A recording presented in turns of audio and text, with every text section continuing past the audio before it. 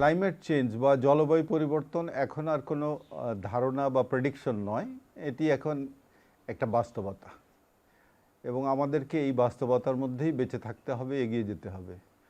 এবং এই যে এগিয়ে যাওয়ার বা বেঁচে থাকার যে উপায়গুলো, এগুলোই হলো ক্লাইমেট স্মার্ট সিদ্ধান্ত বা প্রযুক্তি বা মডেল আমরা বলি। এখানে তিনটা জিনিসকে নিয়ে আসলে ক্লাইমেট স্মার্টের একটা ভালো ডেফিনেশন হতে পারে। একটি হলো যে প্রযুক্তিটা ব্যবহার করে উৎপাদন কমবে না, বরঞ্চ উৎপাদন বাড়বে। দ্বিতীয় হলো যে এইটা বৈরী পরিবেশে এটা টিকে থাকবে। এবং 3 নম্বরটা হলো ক্লাইমেটের যে সমস্যা বা ক্লাইমেট পরিবর্তনের যে বিষয়টা, সেখানে যে মূল কারণটা সেটা হলো মিথেন ইমিশন।